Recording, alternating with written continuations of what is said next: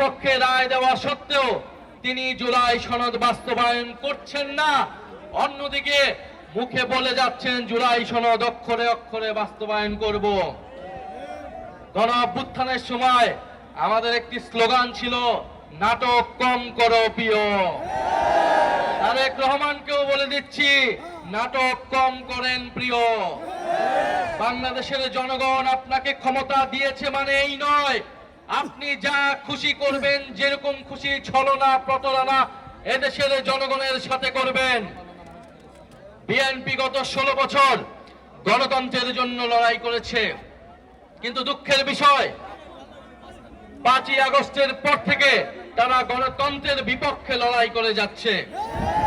আসল কথা হচ্ছে বিএনপি কখনোই গণতন্ত্রের পক্ষে ছিল না। তারা লড়াই করেছিল ক্ষমতার জন্য। তারা গণ অভ্যুত্থানে আমাদের সাথে কাঁধ মিলিয়েছিল ক্ষমতার জন্য, নিজেদের স্বার্থ হাসিলের জন্য। নির্বাচনের মাধ্যমে ক্ষমতা তাদের কুক্ষিগত হয়েছে। এখন তারা পরিবর্তনের কথা বলে না, এখন তারা সংস্কারের কথা বলে না, এখন তারা 31 দফার কথা বলে না, এখন তারা সংবিধান সংস্কার কমিশনের কথা বলে না, বরং এখন তারা বলছে তারা নাকি কোনোদিনই সংবিধান সংস্কারের কথা বলে নাই। অথচ তাদের 31 দফার প্রথম দফাটি হচ্ছে সংবিধান সংস্কার কমিশন গঠন করা হবে।